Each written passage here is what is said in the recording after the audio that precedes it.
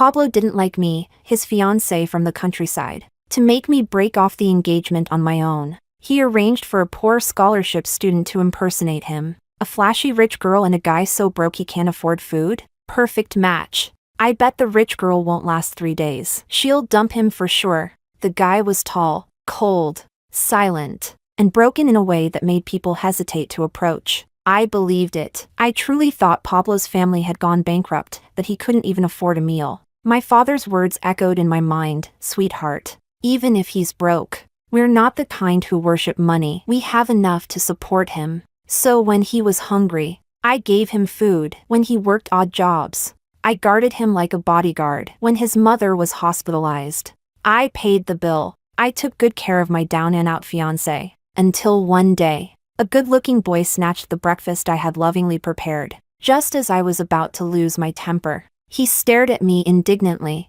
"Selena, open your eyes. I'm your real fiancé." Chapter 1. My dad once told me I had a fiancé in the city. He wanted me to decide for myself whether I wanted him or not, and used that as motivation for me to aim for a good college. So, in my second year of high school, he arranged a school transfer. I was placed directly into Pablo's class. I'd heard that Pablo's family was the wealthiest in Jiang City, with deep roots. My dad even told me to bring plenty of gifts. But when I got off the train, no one from Pablo's family came to pick me up. At first, I was a bit annoyed, but when I got to school, I saw a thin boy, Pablo, wearing a sun-bleached, faded t-shirt. All my anger vanished instantly. A classmate I met on the way saw the photo in my hand and kindly offered to lead me to him. "Class 11B? Looking for Pablo? I know him. I'll show you." He lifted a hand and pointed. I followed his finger. The boy sitting by the window sat upright, clean-cut and quietly composed. The filtered sunlight of the afternoon fell gently across his profile. A breeze ruffled his fringe, revealing a smooth forehead and sharp brow line. I glanced at my photo, then back at him. The words of the classmate still echoed painfully. "You didn't know? Pablo's family went bankrupt 2 years ago. Now he lives off scholarships, works after school, and sometimes goes hungry. Our families rarely kept in touch, and something like a bankruptcy wouldn't have been announced to us rural folks anyway." I made a soft sound of understanding and nodded rapidly like a packing chick, promising not to tell anyone. "This is Selena, the new transfer student," the teacher said. "You can sit over there." I looked up. It was the seat next to Pablo. From the moment I entered the classroom to the time the teacher assigned my seat, Pablo didn't look up once. He kept his head down, writing something intently. To get to my desk, I had to walk behind him. As I passed, my backpack accidentally tugged on something. I gave it a gentle pull, and a metal cup clattered out from under his desk. It rolled a bit and landed with a sharp clang. Inside was a half piece of dry, rock-hard bread, now coated in dust. I saw his shoulders tremble almost imperceptibly. He tightened his grip on the pen but didn't turn around. A few snickers floated in the air. Some boys nearby whispered behind his back, eyes full of contempt. So this was how badly Pablo was living now. The confident boy in the photo couldn't even afford a decent meal. I bit my lip, hugged my backpack, and sat down. "Sorry. I didn't mean to," I whispered. He still didn't look at me. He just picked up the cup I'd placed on the desk and silently shoved it back into the drawer. "I'm Selena. Do you remember me?" I leaned in slightly. We'd met once when he was 6. Like my mom, I've always been a sucker for pretty faces. Back then, Pablo had been adorable and angelic. I'd loved him at first sight, but I'd taken him to play with chickens, and one of them pecked his butt. He never talked to me again. Thankfully, he'd grown up well, still just as handsome. He was startled by my sudden approach. He leaned back slightly, lowering his gaze to look at me. His eyes were stunning, like black gemstones. His long lashes cast shadows over his cool expression, softening his aloofness. But even after the initial shock, he still didn't say a word. I scratched my head. "I'm your fiancé. Do you remember that?" He happened to be drinking water and choked. He coughed with a hoarse voice, and I immediately patted his back to help. When he finally recovered, he looked at me strangely, his pale cheeks tinged red. Maybe he didn't remember, or maybe bankruptcy had changed him. Either way, I got the message. "Let's just start fresh." I smiled and held out my hand. "So from now on, We're desk mates. I'm Selena. Nice to meet you. Oh, and can I ask a favor? I thought he would ignore me again, but this time, he spoke, though coldly. I don't have time. Chapter 2. The classmate who kindly showed me the way earlier. As soon as he saw me enter the classroom, he slipped away to the stairwell, where a few other rich kids like him were waiting. Eric excitedly turned to the handsome boy in the center and said, "Pablo, it's done. That girl's totally clueless. She believed everything I said." I pointed out Joel and told her Pablo's family went bankrupt and couldn't even afford food. Her jaw literally dropped. She even saw Joel's rock-hard bread. People are living like that these days. And she still thinks she can play the savior? I bet within 3 days, she'll beg her dad to cancel the engagement. A flash of impatience crossed Pablo's eyes, but he still asked to confirm. "You sure 3 days is enough?" She really bought it? I saw the photo she brought. It's just a profile shot of you, and Joel looks close enough. If I say it's him, she won't question it. I even told her you changed your name after the bankruptcy to dodge debt collectors. She totally fell for it. If she really runs into you, just say it's someone with the same name. That'll keep her off your back. Hands in his pockets. Pablo's handsome face relaxed a little. A country bumpkin rich girl. Seriously, who still does arranged marriages these days? Exactly. Your family has a century-old legacy. If there were going to be a marriage alliance, it should have been with someone equally prestigious, like your older brother marrying the heiress of Genshin Group. But you? Tied down to some village girl? No kidding. My mom's been protesting for days over this. She even went on a hunger strike to force my dad to call it off. But you know how my dad is, always listens to grandpa. And grandpa's all about honor and loyalty. Wants to fulfill some promise he made to an old war buddy. Oh right, about your fiancé though. Pablo shot him a cold look, and he quickly corrected himself. That country girl's actually kinda pretty. I even took a photo. Wanna see? Maybe you'll change your mind. Pablo scoffed. Are you kidding me? You think I'd go for someone like that? Eric scratched his head and muttered. I mean, she's really pretty. Prettier than your childhood sweetheart. The school belle. Chapter 3. I had no idea about any of that. Right now, all I could see was Joel. Yes, he said his name was Joel, and that's what everyone called him. It made sense. Pablo's family really had gone bankrupt. Even changed his name to dodge debt collectors. I spent the whole day trying to talk to Joel. He barely responded. Sometimes even pretended not to hear me. But I was a chatterbox by nature. I inherited that from my dad. He could talk to cows all day and not get bored. And with how easily I warm up to strangers, social interaction was basically my superpower. Hey, do you know any good food around Jiang City? It's my first day. I don't know anything. By the way, do you commute or stay on campus? Wait, this topic's different from how they taught it back in my town. Where can I get some water? I'm so thirsty. Joel would sometimes get fed up and mutter, just focus on class. Then, after a pause, he'd add, there's a water station outside class 4. You can only go during breaks. By the time break came, I'd completely forgotten about getting water. Instead, I called my dad to tell him about Pablo's bankruptcy. He sounded shocked. What? Really? Well, it's fine, baby. If it's true, it's true. We're not the type to judge someone by money. It's in hard times that a person's character shows. If you really like the kid, we can support him. I nodded. Not that I really liked him, but Joel did seem pitiful. I didn't have much, except money, and that just happened to be what he lacked. My family got rich the year I was born, when the 1998 real estate reform was still just a whisper in the newspaper. My dad bought up an abandoned grain station. By 2005, when the city launched a new development zone, he dove right in again. Later, when the internet boom hit, he had no idea what was going on, but he knew how to invest. We hadn't been rich long, so compared to the generations of wealth behind Pablo's family, I really was what they call a nouveau riche. But being nouveau riche has its perks, like how my dad gives me credit cards like candy and doesn't even blink. I could have bought the entire KTV Joel worked at, but I didn't. Instead, I spent days pestering him just to find out where he worked. At night, Joel looked a bit different, more relaxed. Hair slightly messy. I had followed him in secret, and when he spotted me, his brows furrowed hard. Who told you to come here? He dragged me to the stairwell. Who said you could come to a KTV?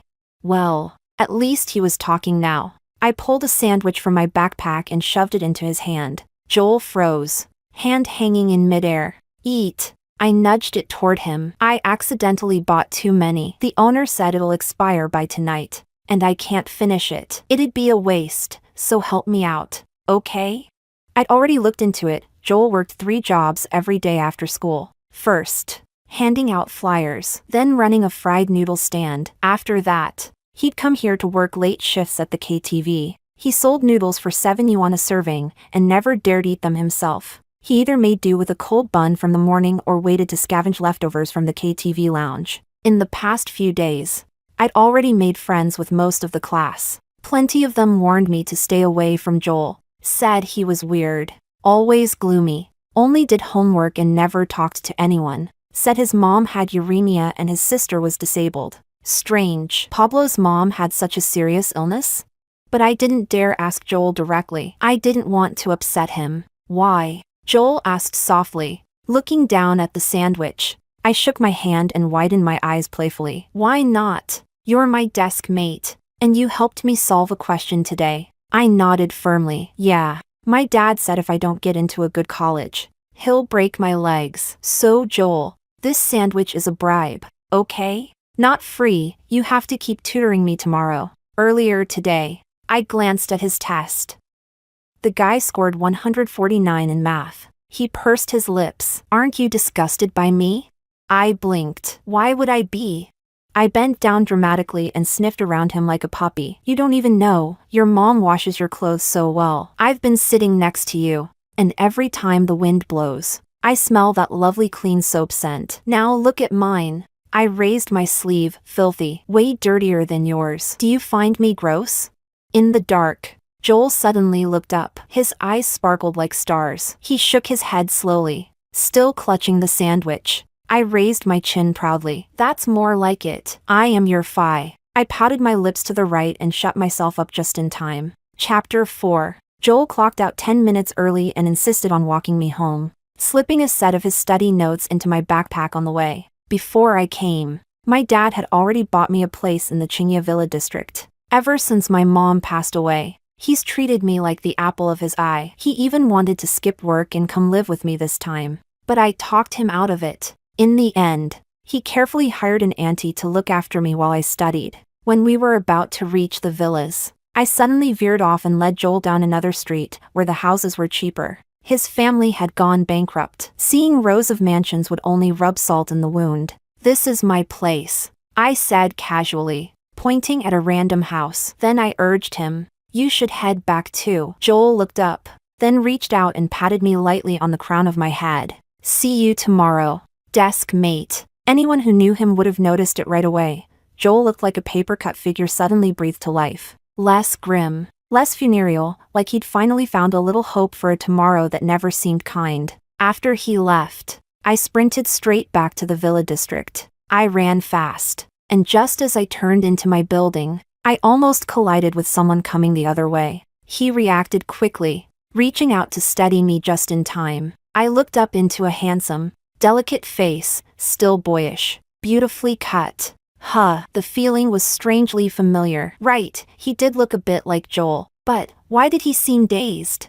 I waved a hand in front of his eyes. Hey, I'm fine. You can let go now. He blinked and released me at once. Sorry. I didn't think much of it, just nodded and walked on. Behind me, he called out, are you from No. 1 High School? But at that exact moment, my little dog shot out to greet me. I ran to it, laughing, and in an instant forgot all about the boy. Pablo stood there, stunned, watching the girl hug her dog and vanish around the corner in a whirl of joy. By the time he came to and ran after her, she was already gone. He opened the class group chat. Anyone seen a girl from our school? Long hair, pretty tall, huge round eyes, tiny mole on the tip of her nose? Someone replied, what's up? Spot a new chick? Love at first sight? Quit it. Another chimed in. Pablo's standards are sky high. He wouldn't even look at the school bell. Love at first sight? As if. Pablo lounged back, legs on the coffee table, staring at the words love at first sight for a long time. Cut the crap. Just answer me, yes or no. Long hair, seen plenty. Big eyes, sure. Tall, also common. But that whole combo? Nope. Tell you what, tomorrow I'll do a patrol for you. If she's from no one high, she won't escape. Pablo drawled. Get it done and there'll be a fat reward. He was born to privilege, blessed with looks, and carried a natural confidence. If he wanted something, someone, he always got it. Chapter 5. After class that day, Joel bent down and took the broom from my hands. Sit. The sunset stained the classroom windows honeygold. Joel's fingers wrapped the worn smooth handle, sweeping with practiced ease. Do you take cleaning duty often? I sat on his desk, swinging my legs. He hummed and explained. People pay for it, 10 yuan a time. Then he glanced at me. Awkward. I didn't mean. I hopped off the desk, grabbed a mop, and huffed. What a rip-off. Cleaning a whole classroom for 10? That's stingier than my dad. The cicadas outside grew suddenly loud. Joel kept his eyes on the floor, and for once the dull chore didn't feel so tedious. When we finished, he headed toward Liangqiao's underpass. He turned back to say, I wrote down today's problem-solving steps on the back. Review them tonight. If anything's unclear, I'll go over it tomorrow. I barely listened, tipping my head at him. Can I come with you to your stall? He paused and declined gently. Everyone's cramming at night. If you don't, it's easy to fall behind. In the end, he still wouldn't let me tag along. He really looked like he was scared my dad might actually break my legs. When I eventually found his stall on my own, he was hunched over in an apron, frying noodles for customers. He spotted me. The spatula paused for half a second. Why are you here? A classmate? A gentle voice sounded beside me. Are you Joel's classmate? I followed the voice and saw Joel's mother. Illness had hollowed her cheeks, but you could still see the elegance in her features. Hello, Auntie. I'm Joel's desk mate, I said with a smile. She seemed delighted. The warm light gilded her whitening hair. Nina, ¿quieres videos? Yo. Nuestro Joel casi nunca trae compañeros. Deja que la tía te haga un platido. See? Joel pressed her back into her seat and shot me a look. Please sit. I'll handle it. I smiled with crescent moon eyes, staring at him like, hurry up, I'm starving. Joel said nothing and started pulling ingredients from a foam box. 2 free-range eggs cracked into hot oil, fragrance bursting with a lively sizzle. Then went in a hearty spoon of shredded pork, coin-sliced sausage, shrimp, and a ladle of secret meat sauce. As the wok roared, the aroma flooded the alley. He tossed in greens and tender bean sprouts until just crisp. Then a handful of noodles, flipping fast. The soy gloss strands tumbled in the iron wok, scallions raining over the top, red and green and wildly appetizing. I glanced at the menu and realized he was making me the deluxe version, 21 yuan a serving. I sat at a little table. Joel brought the bowl over. I rubbed my disposable chopsticks between my palms, half crouching. He watched me, eyes a touch nervous. Try it. His cooking was no joke. The smell alone made my mouth water. I took a big bite and shot him a thumbs up. After a while, I hugged the bowl, eyes stinging. Joel, why do your noodles taste like Mom's? I miss her. Joel saw my red eyes and panicked, stumbling over his words. I'm sorry, I didn't mean. I stared at him for a long moment. So obedient. How could someone be this gentle? His fringe fell neatly over his fine brows. The brain that could solve 1,000 problems seemed only capable of saying, I'm sorry. I remembered, as a child, Pablo had been a beautiful, arrogant swan. Life must have been bitter these past years. I tilted my head. You're going to make it. Joel blinked. What? I let it drop. I'd never met anyone like Joel. 1 foot sunk in the mud, and yet utterly clean. He was brilliant, too, even with only class time to study each day. He'd held the #1 rank for years, so a brief dimming of light didn't mean anything. I believed Joel would make it, whatever he chose to do. Chapter 6. That weekend, I didn't look for Joel. Instead, itching for some thrill, I snuck into a racing club. Ever since coming to Jiang City, I hadn't touched a wheel, but just as I reached the entrance, I got turned away. Sorry, miss, we're closed to the public today. I pointed at the sign outside. It literally says you're open today. Ah, that's our staff's mistake. Apologies. I was disappointed. I'd finally found a decent club with some real skill. I'd always loved riding, first cows as a kid, then bikes. And once I discovered racing, my dad even sent me abroad for a few months to train. Eventually, I got too restless, so he brought me back. When I turned 15, he slyly handed me an envelope. I opened it to find land rights to several dozen acres, coordinates pointing to the eastern hills. Broad terrain, natural slopes, the kind of track I'd dreamed about for half a year. Just as I was about to leave, a gust of wind swept past me. A familiar, handsome face stopped right in front of me, sounding pleasantly surprised. "It's you?" I stared at him for a few seconds before realizing he was that guy from the other night. "You race?" His peach blossom eyes curved playfully, like he'd found a rare animal. I nodded, unbothered. "Yeah, shame I can't get on track today." He waved at the manager who had just argued with me. The guy gave a quick nod and left. Then he turned to me. "Wanna race? I don't often see girls into this. Let's be friends. You're welcome here anytime." I shrugged. I never turned down a good challenge. As soon as the green light blinked, both cars launched off the starting line almost simultaneously. From the corner of my eye, I saw his car take the first turn with shocking precision. He didn't take the usual wide line but instead sliced through the apex. His tail kicked up blue smoke that exploded right in front of me. You could tell he'd had serious training, and for quite some time. I smiled, whipped the wheel, but still, against me, he was a little outmatched. By the time the red flag dropped at the finish line, I couldn't even see his car behind me. In the lounge, my phone suddenly rang. "Miss, Joel's stall got smashed. I'm watching the scene right now. Want to come over?" Of course I couldn't be with Joel 24/7. That's why I hired someone. I hung up, changed clothes, and bolted out the door without saying a word. By the time Pablo reached the lounge, I was already gone. "Where'd she go?" he asked the manager behind him. "She left. Said she had something urgent, didn't even wait a second." Trying to flatter him, the manager grinned. "Pablo, I've never seen you go so easy on someone. You really lowered yourself to impress this girl." Pablo tossed down his helmet, too annoyed to bother with a response. "Go easy? Hell no." He lost to a girl, and he'd gone all out. But surprisingly, he wasn't mad. A smile tugged at his lips. He had to admit, he really liked that girl. He opened the group chat with his buddies and dropped a photo, fingers flying across the keyboard. "Look at this. Fate. I swear, I ran into her again today. Pretty, right? Even prettier behind the wheel. Next time I'll bring you guys." The replies came in hot, some praising the photo, others roasting Pablo for finally falling hard. Only Eric stayed quiet for a long while, before finally dropping a photo of his own. "Dude, you're screwed. You must have some cursed luck. You've fallen for your countryside fiancé. That nouveau riche girl. You sure this isn't the same person? Look at these two pics. Far as I know, she really thinks Joel is you. She's been treating him like a prince. Man, this is a mess. An absolute mess." Pablo sat upright, opened Eric's photo, and compared it carefully. It took a long time before he finally typed. "What did you just say?"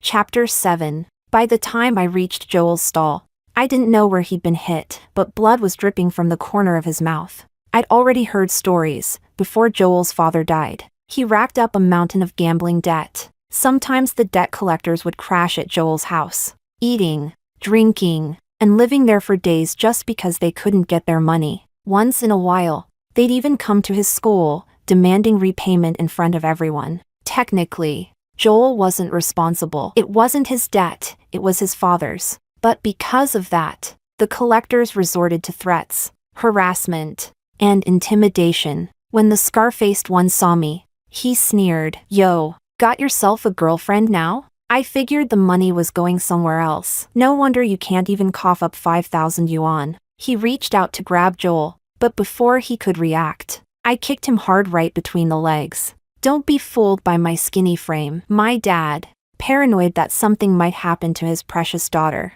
made me learn taekwondo from a young age. This girl might look like a noodle, but these fists are solid muscle. I grabbed the guy's wrist and twisted. He howled in pain, trying to pull away, but my grip didn't budge an inch. "You little bee. The cops are on their way," I said coldly. "Keep yelling, I dare you." I'd already called the police on my way here.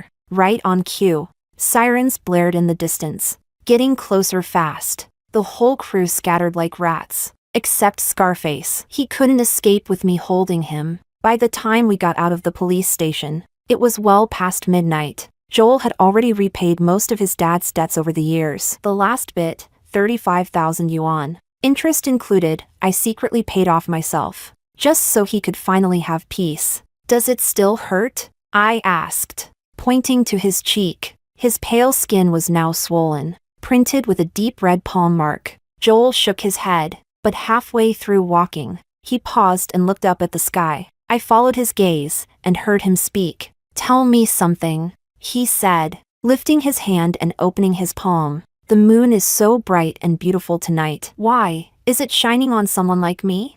I looked up at the moon too, then spread my arms and gasped. "Whoa, you're right. I just noticed. It's true what they say, the moon's rounder on the 16th. Look how big and round it is. It looks like a giant mooncake." "Joel, do you want a mooncake?" "I'm starving." Joel had been watching me the whole time. At my words, he chuckled softly and nodded. That night, we didn't have mooncakes. We ended up eating Joel's deluxe stir-fried noodles instead. Chapter 8. The next day, I still arrived at school earlier than usual. When no one was looking, I quietly pulled out the breakfast the auntie had packed for me. Just as I was about to slip it into Joel's desk, a pair of beautiful hands flashed across my vision and snatched the sandwich away. I stared at my now empty right hand. I looked up, ready to explode, only to see an exquisitely handsome face. "You?" I blinked, confused. "Why'd you steal my sandwich?" Pablo's smile faltered, and a flicker of grievance appeared in his eyes. "Selena, you forgot me?" "I'm Pablo." I stared at him in surprise. "Wait, you're Pablo too?" He tapped my head with his finger. "When you were 6, you made a chicken peck my butt. Don't tell me you've forgotten." That's when I realized something wasn't right. You're Pablo?" I glanced at Joel's desk. Then he's? "Joel?" Pablo looked at me like it was the most obvious thing in the world, clearly puzzled by my confusion. "Don't tell me, you thought he was me?" I pulled out the address I always kept on me and pointed at it. But I checked. No one was there. Back then, I'd searched half-heartedly, and someone had pointed Pablo out to me, so I didn't think much of it. After all, I wasn't here to force the engagement. Getting into a good university was my real goal, and with Joel's academic level way beyond even the top elite universities, if I stuck close to him, I'd at least land a spot in a prestigious 985 or 211 university. So I told myself, who cares about a fiancé? If I couldn't find him, so be it. Besides, Joel was handsome too, a different kind of handsome than Pablo. Pablo looked like he was born from luxury and brilliance. Even his eyebrows carried pride and arrogance. Joel's beauty came with a quiet resilience, like he might collapse at any moment, yet somehow always stood tall.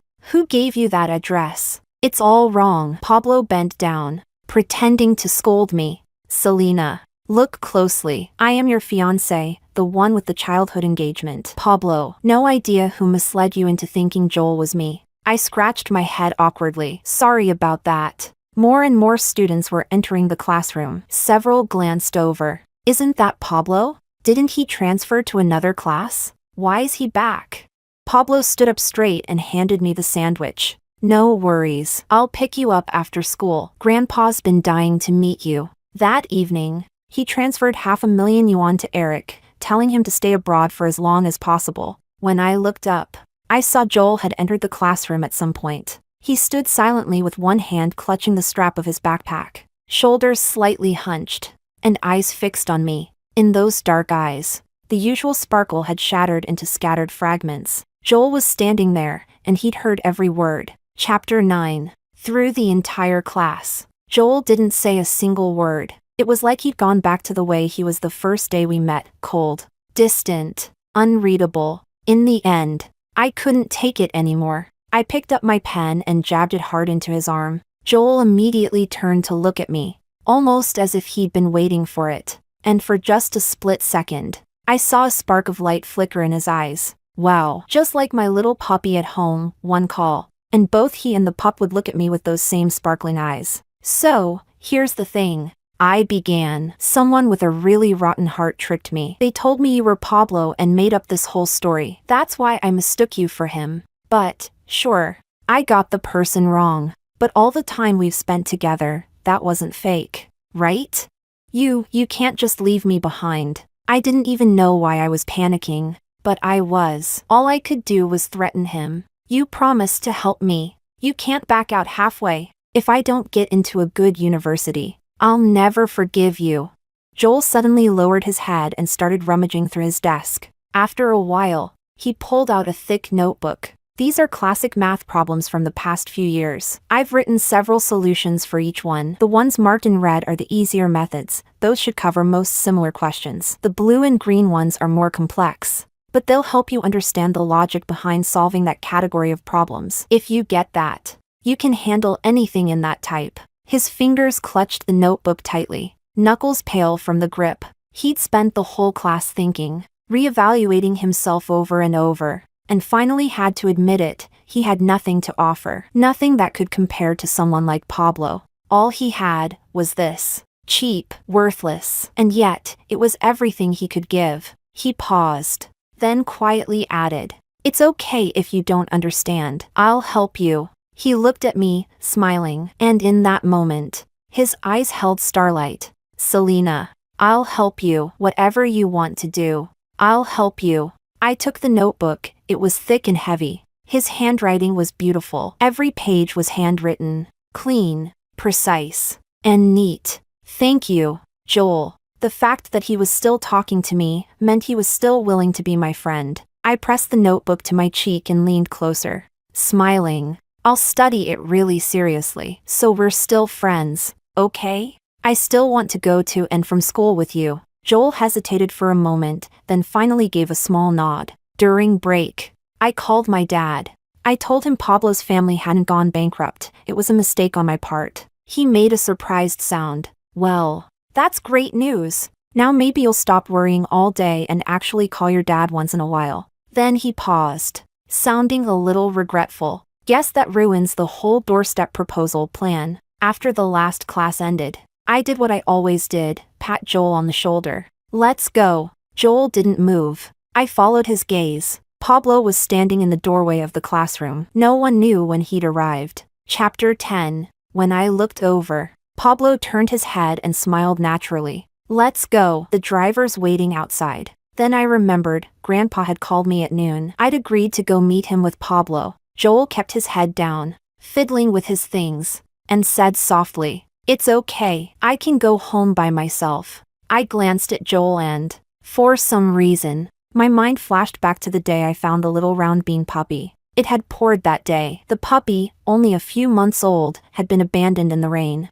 dripping and shivering by the roadside. I swallowed the odd prick in my chest and followed Pablo away. The Pablo estate was huge and old, weighty, elegant mansion, nothing like my place. Grandpa was delighted to see me and asked so many questions. Pablo's mother, however, didn't like me at all. Her face turned sour the moment she saw me. On the way back, Pablo tried to smooth things over. "My mom's like that. Spend more time with her and she'll warm up." I didn't care. Whether she liked me or not was none of my business. I wasn't marrying her. Suddenly Pablo waved his hand in front of my face. "Oh, and about that Joel, stay away from him." Hearing Joel's name snapped me back. "What?" He immediately shut up. Half words caught on his tongue. "Never mind. Just remember that." I was annoyed, but I didn't press it. Chapter 11. From that day on, everyone said Pablo was chasing me. And he was chasing me openly, no subtlety, so everyone knew about our situation. "He's just pursuing his own fiancée. That's normal. What do you know?" I thought Pablo would look down on a country girl, but turns out he really likes her. I heard Selena thought Joel was Pablo when she first came and treated him like a prince. I told you, how did that poor kid Joel get so lucky? Selena, that gorgeous beauty, chasing after him like a simp. Turns out it was a case of mistaken identity.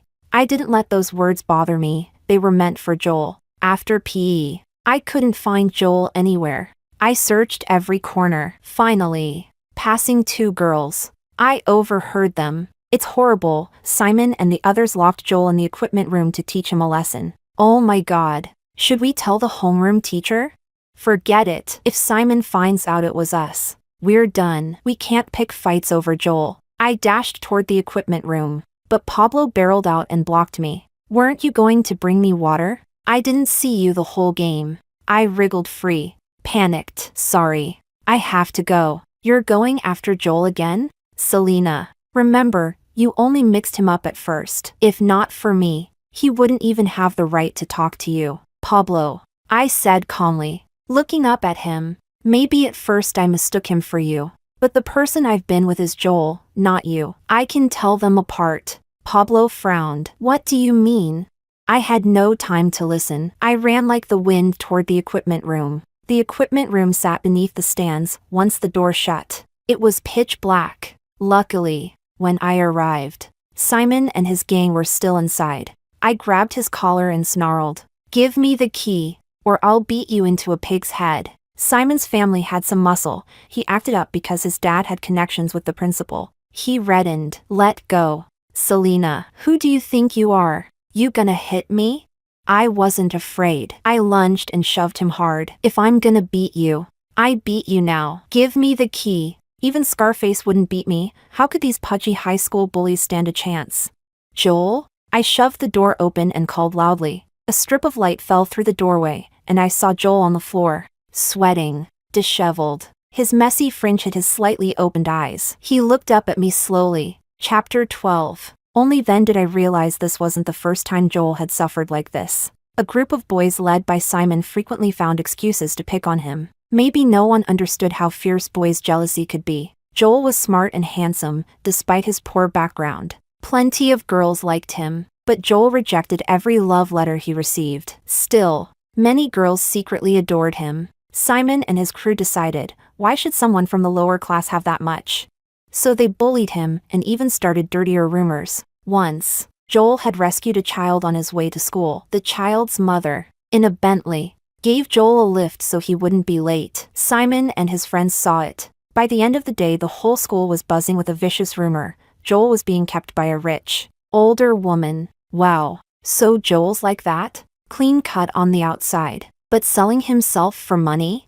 I heard he plays those steel ball games just to please some cougar. No wonder. So that's how a rich woman could like him. He's shameless. The scandal blew up. Only when the Bentley woman came to school with traffic camera footage to clear things up did Joel get his name back. The school's punishment for Simon and the others who spread the lies was weak, barely anything. And certainly not public. This time, I stormed straight to the principal's office with Joel. Selena, Joel said, trying to stop me, grabbing my arm. Don't cause trouble for yourself. I didn't care. I kept dragging him forward. Joel felt my anger. My yank bent his tall frame, and he didn't utter a sound. Luckily for us, I'd hired someone to record the confrontation with Simon and his gang. They couldn't deny what they'd said. Everything was on tape. I made it loud. If the school refused to properly handle it, I would make the world see. I posted the video on Weibo. When Joel and I walked out of the principal's office, I felt clean and light as air. I looked back and realized Joel had been staring at me the whole time, his eyes full of admiration, almost spilling over. I straightened my chest and pretended to cough a couple of times. Don't forget to write that apology for me. The footage showed me roughing them up a little. Brash. Sure, but considering I'd been fighting for someone else's dignity, small sins were forgivable. Joel smiled. Okay. Chapter 13. When I rescued Joel that day, Pablo was watching the whole time. But afterward, he didn't say a word. The next few times he came to see me, he acted like nothing had happened. I felt a bit awkward and planned to find a chance to talk it through with him. Then, right on cue, I got a video message from a friend abroad. Selena, is this Pablo guy the same Pablo who's your fiancé? I clicked it open. It was a noisy bar overseas. The place was loud. So the guy was yelling into the camera. Isn't this the funniest thing? Pablo asked me to pretend to be him, to help him ditch that fiancé from the countryside. And then guess what? Out of sheer damn bad luck or fate or whatever, Joel fell head over heels for the girl the moment he saw her. Now Pablo's trying to win her over, and I'm the one who got exiled. But fine, for my bro's happiness, I'll suffer through it. So that's how it was. Everything suddenly made sense. Strangely, I didn't feel sad watching the video. Instead, I felt lucky. I was lucky that the first person I met, through a mistake, was Joel. I turned off the video and poked Joel's arm with my pen. I hate sunburns. So Joel had taken the seat by the window. The afternoon light poured in, casting a warm halo around his side profile. "What's up?" He put down his pen and turned to me, serious. As always, even with the tiniest things. I stared at him closely.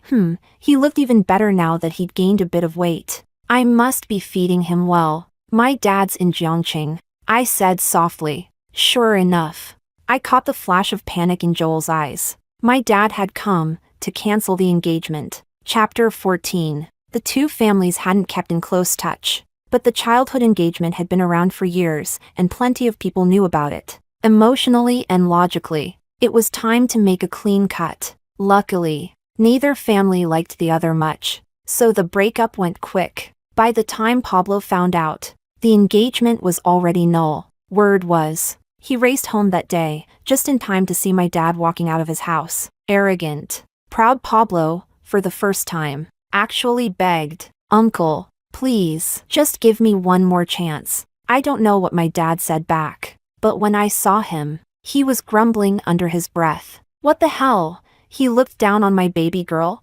Well, I looked down on him. Skinny twig like that. One punch and all four limbs collapse. Useless. My dad was in a phase where he couldn't stand any guy my age. Unfortunately, that's when he saw Joel standing next to me. His eyes widened like a judge ready to swing the gavel. "You don't stand near her." For years after that, Joel didn't dare come within 5 meters of him. Later, Pablo came to see me again. "You like Joel?" he asked. "There's nothing about him that compares to me. Does he even know how much one of your bags costs? You're with a broke guy like that, what are you getting out of it? You and I are a match." Joel isn't even from our world. He didn't sound angry, just calmly stating what he believed to be facts. I smiled slightly. "I thought you might apologize." He pursed his lips and replied, "It was a misunderstanding. I didn't do it on purpose." That was when I understood, he was the kind of person who didn't apologize. Maybe he didn't think he had to. Maybe he didn't think my forgiveness mattered. I looked at him seriously. "I'm rich, really rich. I can buy any bag I want. I'm not the kind of girl who marries a man just because he can afford my shopping list. If one day I go broke, I'll buy cheaper bags, no matter how life turns out.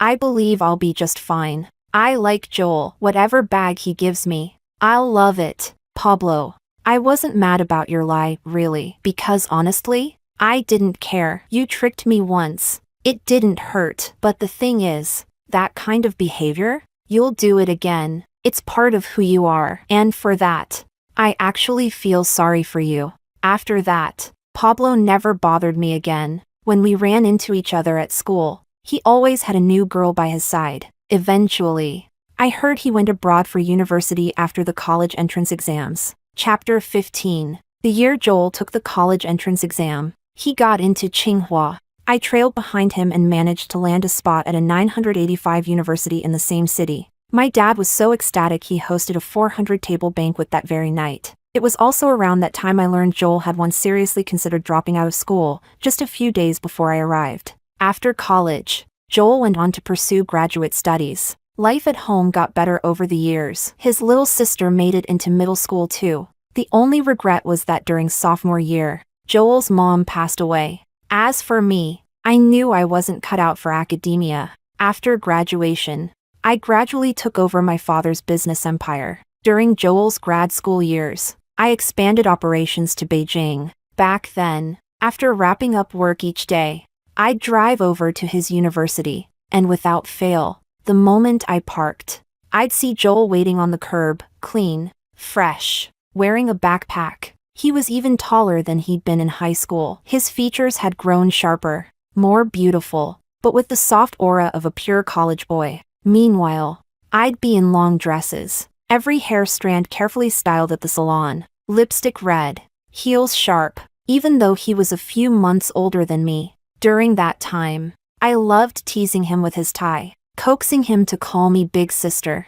Joel would always melt in the eyes, kneeling tenderly at my feet. Flushed and breathless, Jijia. I'm a direct kind of woman. I'm rich. I'm hot. I live exactly how I want. And when I keep a man, I spoil him properly. I'd already made up my mind. If Joel wanted to be a doctor, I'd build him a hospital. If he wanted to be an astronomer, I'd buy him a star. In the end, Joel became a world-class physicist, so I poured my money into building him a research institute. Adult Joel was something else entirely. That once skinny boy had shed all signs of youth. Now his features were sharp, his body lean and muscular, broad shoulders, narrow waist, every line carved with power. When he carried me, his veins bulged, but he never ran out of breath. Only his heartbeat thundered. I loved him most in white shirts and black trousers. When I tore them open and the V-line of his abs led down into that devilish curve, my God,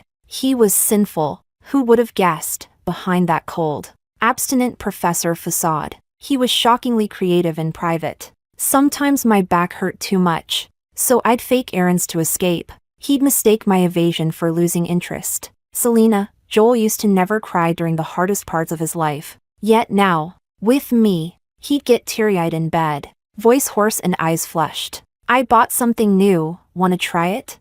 But I was never good at resisting him. The moment he took off his glasses, I'd forget everything else. After we married, my business soared.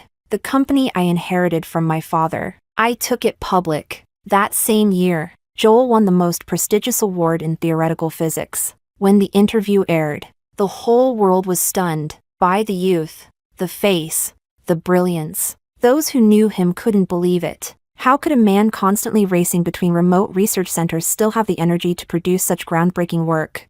Only I knew. They didn't understand because they never met the high school version of Joel. At the end of the interview, the reporter asked, "Is there someone you'd like to thank the most for this award?" On the big screen, Joel's face appeared, calm and gentle. He spoke quietly, with unwavering tenderness. "My wife." Joel looked straight into the camera, as if he were looking at me across space. She was the light of my youth. A light, long, bright, unwavering, that chased away all the darkness in his life.